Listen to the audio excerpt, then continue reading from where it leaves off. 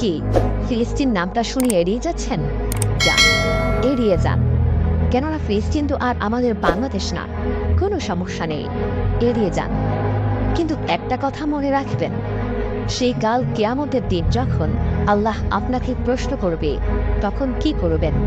কি করবেন যখন জিজ্ঞাসিত হবেন যে কেন আপনি মাজলুম ফিলিস্তিনদের পাশে থাকেননি? জানি উত্তর দিতে পারবেন না, কারণ আপনার নিজেরই জানা নেই এর উত্তর কি হবে। এখন হয়তো বলতে পারেন যে আমি কি করে ফিলিস্তিনে গিয়ে মজলুমদের পাশে থাকব, কি করে এত দূর গিয়ে সাহায্য করব? হ্যাঁ, এইরকম প্রশ্ন যদি আপনার মনে উদয় হয়ে থাকে, তাহলে অবশ্যই আপনার মনে অলসতা আর বজ্রে ভরা। এই আধুনিক যুগে অস্ত্রের চেয়ে পাওয়ার হচ্ছে মিডিয়া, তাই মিডিয়ায় বেশি বেশি করে তা প্রচার করুন। হ্যাশট্যাগের মাধ্যমে